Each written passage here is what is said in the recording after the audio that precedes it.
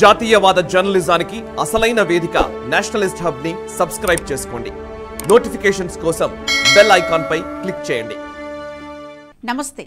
Russia అధ్యక్షుడు Vladimir Putin భారత ప్రధాని నరేంద్ర మోదీని ఆకాశానికి ఎత్తేశారు.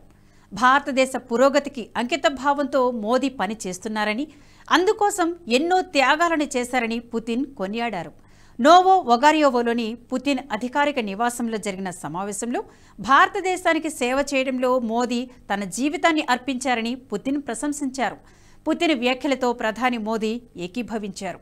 మీరు చెప్పింది నిజమే, నా ప్రజలు నా దేశం బాగుండాలని ఎల్లప్పుడూ ఆకాంక్షిస్తూ ఉంటానని మోదీ పేర్కొన్నారు. ప్రధానిగా మూడోసారి ఎన్నికైన సందర్భంగా నరేంద్ర మోదీని పుతిన్ అభినందించారు.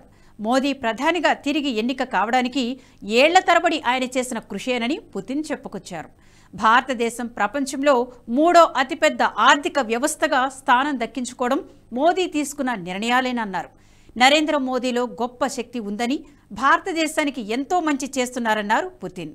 మోదీ తిరిగి ప్రధాని అవ్వడంతో రెండు దేశాల మధ్య బంధం మరింత దృఢమైందని అన్నారు.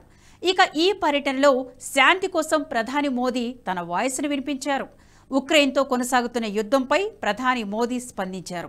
యుద్ధం దేనికి పరిష్కారం అవ్వదని, ఉక్రెయిన్ యుద్ధంలో శాంతిని పునరుద్ధరించడానికి సహాయం చేయడానికి భారత్ సిద్ధంగా ఉన్నట్లు పుతిన్కి చెప్పారు.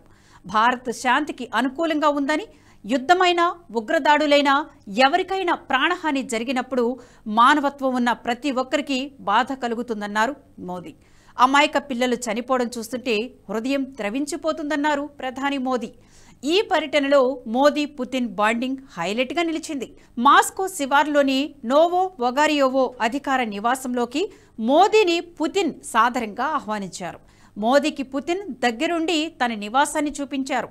బ్యాటరీ కారును పుతిన్ డ్రైవ్ చేస్తూ మోదీని తీసుకువెళ్లారు. స్నేహితుడి ఇంటిని సందర్శించడం చాలా ఆనందంగా ఉందని, మీ ఆప్యాయతకు ధన్యవాదాలని మోదీ పుతిన్తో అన్నారు. మాస్కోలో రష్యా అధ్యక్షుడు పుతిన్, భారత ప్రధాని మోదీ మధ్య జరిగిన సమావేశం భారతదేశం రష్యా మధ్య బలమైన సంబంధాలను హైలైట్ చేసే ఒక ముఖ్యమైన ఘట్టం. ఇరువురు నాయకుల మధ్య సోదరభావం కనిపించింది. ఈ పర్యటన రెండు దేశాల ప్రజల అభివృద్ధి, ఇరు దేశాల మధ్య వ్యూహాత్మక భాగస్వామ్యాన్ని బలోపేతం చేస్తుంది. మరోసారి ప్రధాని కావడంతో భారతదేశం పురోగతి పట్ల మోదీ అంకిత భావాన్ని పుతిన్ గుర్తించడమే కాకుండా రెండు దేశాల మధ్య బంధాన్ని మరింత బలపరిచారు.